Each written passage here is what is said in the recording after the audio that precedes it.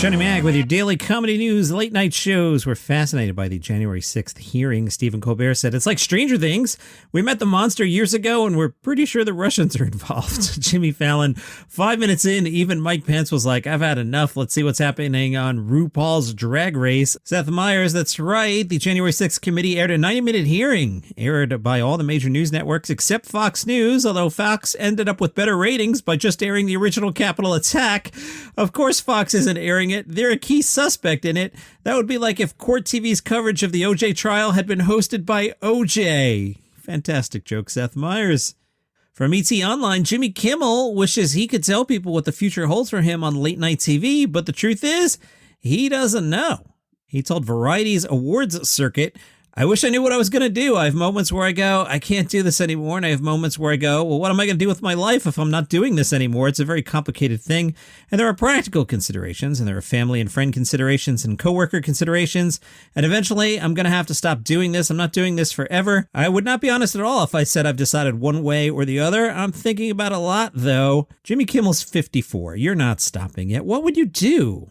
You'll do it for like another 10 years or so. This is negotiating in public. He said a certain amount of pessimism infects him during difficult times like this. This was after the recent school murders. He wonders if his carefully crafted words will eventually reach the people who can actually make a difference, like senators and congresspeople. But then it doesn't, and it's somewhat shocking, and then it happens again, then it happens again, and when it happens when you're on break and you're not even on TV, at a certain point you feel like, why am I screaming into the void here? People agree, and yet we're not getting anything done. In fact, we're taking steps backwards in so many different areas, and not just this one. But he says, what are you going to do? Give up? What are you going to talk about? The NBA playoffs? You can't. You have to talk about what's on everybody's mind. And I have a hard time with it. It's very difficult for me. It's hard for me to get through it, but I don't feel like I have any choice. By the way, Jimmy Kimmel was a guest on Bill Maher's Club Random, and they had a very frank discussion about the Jay Leno-Conan O'Brien transfer, and Kimmel does not sound like a fan of Jay Leno. I really enjoyed that. I will throw a link in the show notes for you to check out that podcast. Meanwhile, from Variety, CBS is considering replacing James Corden's show with a multi-host panel. A panel format could encompass a wide range of concepts, such as something like Politically Incorrect or Chelsea Lately, or maybe even At Midnight. Remember that? The Chris Hardwick show? That was fun. Wow, that's been off since 2017 already? Wow, that went quick.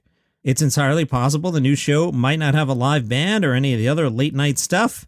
And if they have a panel show, it wouldn't hinge too heavily on one particular host and would allow the network to tap a broader array of talent, potentially weaving more diversity into a time period that doesn't have much of it at present. I've also seen some thoughts that they might go, why are we bothering with this, and just turn 12:30 back over to the affiliates. On your Netflix today, Pete Davidson presents The Best Friends, a multi-comic special hosted and curated by Pete Davidson. Cameron Esposito spoke to the Collegian. She said, like all stand-up comics, my main goal is reducing sexual violence. She addressed rape jokes, saying sexual assault can be funny because all topics can be funny. However, Cameron said rape is often the punchline of jokes, which makes them uninteresting. If rape is the premise of a joke and the punchline is something that takes down the system of power, then the joke is so much more interesting and should be funny. She also said no joke is too soon, as long as the topic is treated as seriously as that particular topic demands. As an example, airplane food, you can treat less seriously than sexual assault. Vulture spoke to Katt Williams and said, "Hey, Katt Williams, you've been open about your successes and your shortcomings with your audience. What does it mean for you to be open about your failings?" Good question there, Vulture. Katt Williams said, "We're all flawed. There's no such thing as the person that can't fall down. There is such a thing as a person who did not get back up. I'm showing you Trampoline Skin. This is something I'm trying to foster and be part of. Your Instagram is a lie. You're only posting it when you're feeling good and looking good and everything's great. So now your timeline is a collection of times you were great. Well, that's fine, but it's nobody's real life. Life is hard. And since I'm in a job where I criticize other people or their situations and offer my stupid, meaningless opinion about things, I'm obligated to be transparent." Today's Daily Comedy News is brought to you by ExpressVPN. I have quickly become a major fan of ExpressVPN.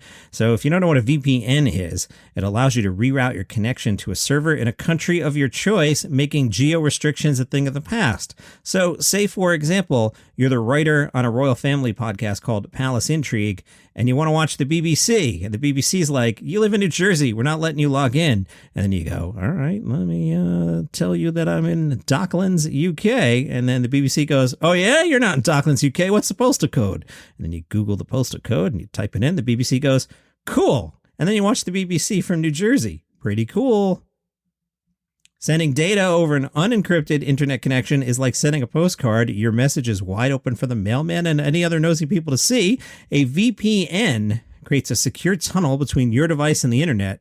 So it's like putting an envelope around your postcard so nobody can see what the correspondence is. You know what I like about it too?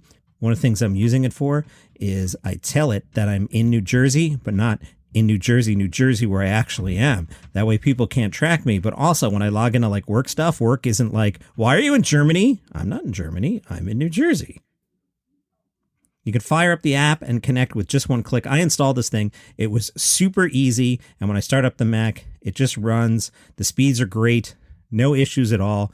Big fan. So you want this, right? So you're going to go to expressvpn.com/DCN. Yeah, you want to get the deal, right? expressvpn.com/DCN.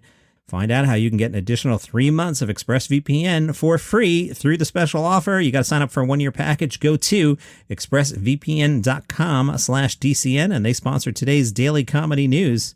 Vulture asked a bunch of comedians, what is the most overused aesthetic trope in comedy specials? They didn't identify the comedians who responded, but some of the answers. Stools.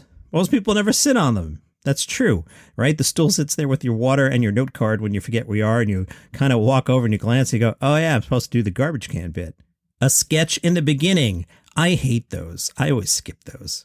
A bare stage with a subpar spotlight. Sweeping camera moves on a dolly. Shooting in black and white. Says to me, I'm just trying to be artistic without actually doing it.